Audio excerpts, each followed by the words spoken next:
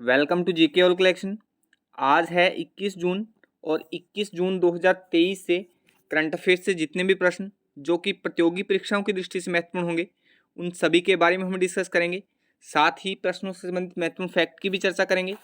आज की क्लास की प्रैक्टिस टेस्ट पीडीएफ और आंसर की पीडीएफ आपको वीडियो के डिस्क्रिप्शन में मिल जाएगी। पीडीएफ आपको हमारे टेलीग्राम ग्रुप में मिल जाएगी। टेलीग्राम ग्रुप का लिंक मैंने डिस्क्रिप्शन में दे दिया है, वहाँ पर आपको सभी पीडीएफ एक साथ मिल जाएंगी। वीडियो को अंत तक देखें। वीडियो के अंत में सामान्य विज्ञान का एक क्वेश्चन मैं आपसे पूछूंगा जिसका आंसर आपको कमेंट बॉक्स में देना है। डेली करंट अफेयर्स वीडियो देखने के लिए जीके ऑल कलेक्शन को सब्सक्राइब करें। तो चलिए शुरू करते हैं।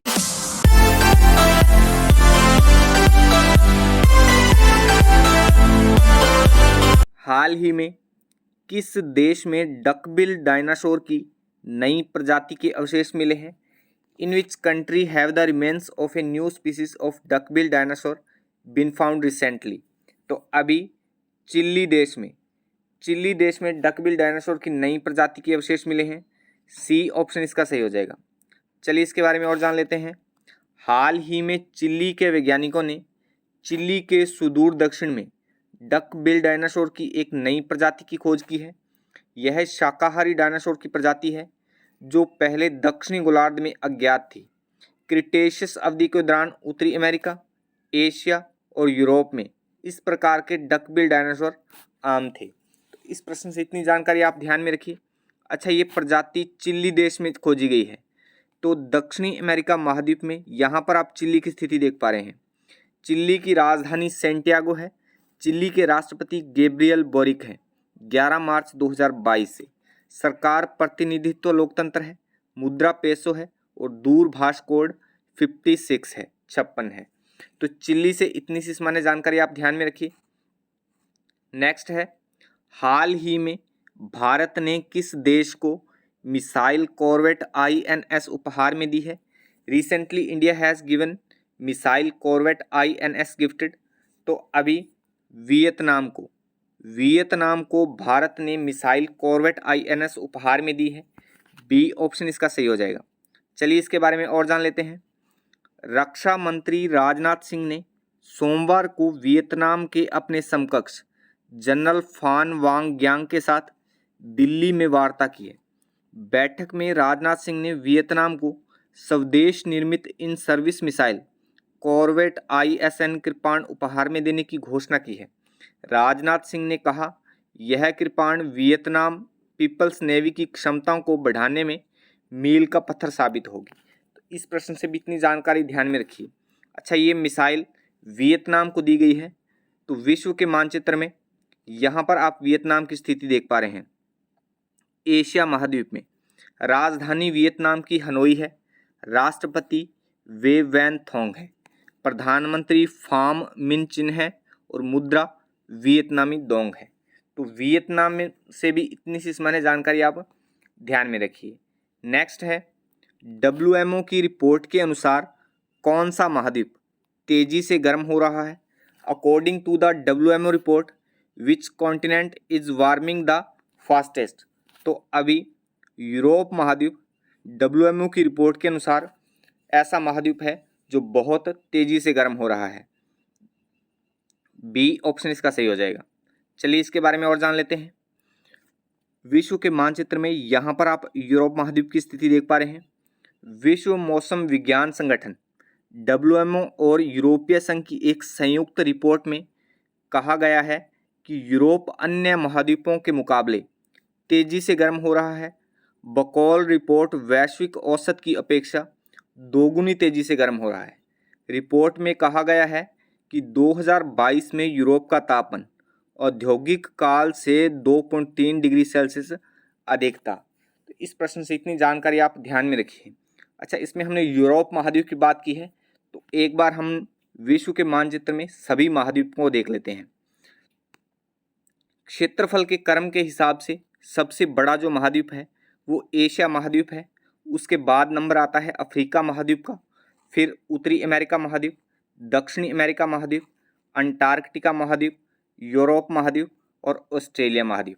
ये महाद्वीपों का क्षेत्रफल के आधार पर क्रम है। तो ये आप इतनी सी जानकारी यहाँ से ध्यान में रखिए। अच्छा, यहाँ पर आप महासागर भी देख पा रहे हैं, तो महासागरों की स्थिति भी आप मानचित्र में देखिए। यहाँ पर प्रशांत महासागर की स्थिति है, दोनों ओर आप देख पा रहे हैं प्रशांत महासागर। अंटार्कटिक महासागर की स्थिति यहाँ आप एस प्रकार में देख पा रहे हैं, ये उत्तरी अंटार्कटिक है और ये दक्षिणी अंटार्कटिक है। यहाँ पर ये एस आकार में जो महासागर है ये अंटार्कटिक महासागर है। ये जो एम आकार में आप महासागर देख रहे हैं ये हिंद महासागर है। उत्तर में यहाँ पर आर्कटिक महासागर है और यहाँ पर दक्षिण में अंटार्कटिका महासागर है। तो ये महासागरों की स्थिति भी हमने यहाँ पर देख ली। नेक्स्ट है, अग्नि प्राइम बैलिस्टिक मिसाइल किसने लॉन्च की है? हु हैज़ लॉन्च्ड अग्नि प्राइम बैलिस्टिक मिसाइल? तो अभी डीआरडीओ ने अग्नि प्राइम बैलिस्टिक मिसाइल को लॉन्च किया है। सी ऑप्शन इसका सही हो जाएगा। चलिए इसके बारे में और जान लेते हैं। रक्षा अनुसंधान और विकास संगठन डीआरडीओ ने ओडिशा के तट पर स्थित डॉक्टर एपीजे अब्दुल कलाम द्वीप से अग्नि प्राइम बैलिस्टिक मिसाइल का सफल उड़ान परीक्षण किया है। इस मिसाइल की मारक क्षमता 1000 से 2000 किलोमीटर तक है। अच्छा, ये परीक्षण डीआरडीओ ने किया है, तो डीआरडीओ के बारे में देखिए। डीआरडीओ का गठन 1958 में हुआ, मुख्यालय नई दिल्ली में है। उत्तरदायी मंत्री राजनाथ सिंह है, रक्षा मंत्री। अध्यक्ष डॉक्टर समीर वी कामत है और मात्र एजेंसी रक्षा मंत्रालय है। तो डीआरडीओ से इतनी सी सामान्य जानकारी आप ध्यान में रखिए। नेक्स्ट है, हाल ही में प्रधानमंत्री मोदी किस देश की अपनी पहली राजकीय यात्रा पर रवाना हुए हैं? Recently prime minister has left on his first state visit to which country? तो अभी प्रधानमंत्री मोदी अमेरिका की यात्रा पर, प्रधानमंत्री नरेंद्र मोदी अमेरिका की अपनी पहली राजकीय यात्रा पर रवाना हुए हैं। सी ऑप्शन इसका सही हो जाएगा। चलिए इसके बारे में और जान लेते हैं। प्रधानमंत्री नरेंद्र मोदी अपनी पहली आधिकारिक राजकीय यात्रा के लिए मंगलवार सुबह अमेरिका को रवाना हुए हैं। प्रधानमंत्री मोदी 21 से 23 जून तक अमेरिका के दौरे पर रहेंगे। रवाना होने से पहले प्रधानमंत्री मोदी ने कहा है, मुझे विश्वास है कि मेरी अमेरिकी यात्रा लोकतंत्र, विविधता और स्वतंत्रता के साझा मूल्यों पर आधारित हमारे संबंधों को और मजबूत करेगी। तो इस प्रश्न से इतनी जानकारी आप ध्यान में रखिए। अच्छा, अमेरिका की बात हमने की है, तो विश्व मानचित्र में यहाँ पर उत्तरी अमेरिका महाद्वीप में अमेरिका की स्थिति आप देख पा रहे हैं। अमेरिका की राजधानी वाशिंगटन डीसी है। सबसे बड़ा नगर न्यूयॉर्क नगर है। सरकार संघीय संसदीय लोकतंत्र है। राष्ट्रपति जो बाइडेन है। उपराष्ट्रपति कमला हैरिस है। मुद्रा अमेरिकी डॉलर है और दूरभाष कोड +1 है। तो अमेरिका से इतनी सी सामान्य जानकारी आप ध्यान में रखिए। नेक्स्ट है, हाल ही में विश्व शरणार्थी दिवस कब मनाया गया है? When has world refugee day been celebrated recently? तो अभी 20 जून को विश्व शरणार्थी दिवस या वर्ल्ड रिफ्यूजी डे मनाया गया है। ए ऑप्शन इसका सही हो जाएगा। चलिए इसके बारे में और जान लेते हैं। विश्व शरणार्थी दिवस प्रत्येक वर्ष 20 जून को मनाया जाने वाला अंतर्राष्ट्रीय पर्व है। यह दिवस दुनिया भर में शरणार्थियों की स्थिति के बारे में जागरूकता बढ़ाने के लिए समर्पित है। 4 दिसंबर सन 2000 को संयुक्त राष्ट्र महासभा ने फैसला लिया कि हर साल 20 जून को विश्व शरणार्थी दिवस के रूप में मनाया जाएगा। अच्छा, वर्ल्ड रिफ्यूजी डे 2023 की थीम देखिए, hope away from home. Hope away from home, ये वर्ल्ड रिफ्यूजी डे विश्व शरणार्थी दिवस 2023 की थीम है। थीम महत्वपूर्ण है, तो इस पर आप थोड़ा अच्छे से फोकस करिए। अच्छा, जून महीने में अब तक हमने जितने भी दिन मनाए हैं तो उनको एक बार फिर से हम रिपीट कर लेते हैं। 1 जून को अंतर्राष्ट्रीय दुग्ध दिवस मनाया गया। 1 जून को ही वैश्विक माता पिता दिवस मनाया गया। 2 जून को तेलंगाना दिवस मनाया गया। 3 जून को विश्व साइकिल दिवस मनाया गया। 4 जून को आक्रामकता के शिकार बच्चों का अंतर्राष्ट्रीय दिवस मनाया गया। 5 जून को विश्व पर्यावरण दिवस मनाया गया। 5 जून को ही अवैध मछली पकड़ने के खिलाफ अंतर्राष्ट्रीय दिवस मनाया गया। 6 जून को रूसी भाषा दिवस मनाया गया। 7 जून को विश्व खाद्य सुरक्षा दिवस मनाया गया। 8 जून को विश्व महासागर दिवस मनाया गया। 9 जून को विश्व मान्यता दिवस मनाया गया। 10 जून को विश्व नेत्रदान दिवस मनाया गया। 11 जून को national making life beautiful day मनाया गया। 12 जून को विश्व बाल श्रम निषेध दिवस मनाया गया। 13 जून को अंतर्राष्ट्रीय रंगहीनता जागरूकता दिवस मनाया गया। 14 जून को विश्व रक्तदाता दिवस मनाया गया। 15 जून को वैश्विक पवन दिवस मनाया गया। 15 जून को ही बुजुर्ग दुर्व्यवहार जागरूकता दिवस मनाया गया। फिर 16 जून को अंतर्राष्ट्रीय पारिवारिक प्रेषण दिवस मनाया गया। 17 जून को विश्व मरुस्थलीकरण और सूखा रोकथाम दिवस मनाया गया। फिर 18 जून को विश्व पितृ दिवस या वर्ल्ड फादर्स डे मनाया गया। 19 जून को विश्व एथनिक दिवस मनाया गया। और आज हमने बात की है विश्व शरणार्थी दिवस या वर्ल्ड रिफ्यूजी डे 20 जून को मनाया गया। तो अब तक हमने इतने दिनों की बात की है। आज हम उन सभी दिनों को एक बार फिर से रिपीट कर लिया है। जैसे जैसे हम आगे दिनों को पढ़ते चलेंगे वैसे वैसे हम सभी दिनों को एक साथ रिपीट करते चलेंगे। नेक्स्ट है, हाल ही में national time release study NTRS 2023 report किसने जारी की है? तो अभी CBIC ने NTRS 2023 रिपोर्ट जारी की है। बी ऑप्शन इसका सही हो जाएगा। चलिए इसके बारे में और जान लेते हैं। हाल ही में केंद्रीय अप्रत्यक्ष कर और सीमा शुल्क बोर्ड CBIC के अध्यक्ष ने बोर्ड के अन्य सदस्यों के साथ national time release study NTRS 2023 की रिपोर्ट जारी की है। NTRS एक प्रदर्शन माप उपकरण है। इसका उद्देश्य सीमा शुल्क स्टेशन पर कार्गो रिलीज समय का मात्रात्मक माप प्रस्तुत करना है। तो इस प्रश्न से इतनी जानकारी आप ध्यान में रखिए। अच्छा, CBIC के बारे में देखिए। यह वित्त मंत्रालय भारत सरकार के राजस्व विभाग का एक हिस्सा है। यह लेवी और केंद्रीय उत्पाद शुल्क व सीमा शुल्क की वसूली से संबंधित नीतियां तैयार करता है। CBIC के अध्यक्ष व प्रमुख विवेक जौहरी हैं। तो CBIC इतनी सी सामान्य जानकारी आप ध्यान में रखिए। नेक्स्ट है, हाल ही में भारत के किस शहर के तट पर व्हेल शार्क को देखा गया है?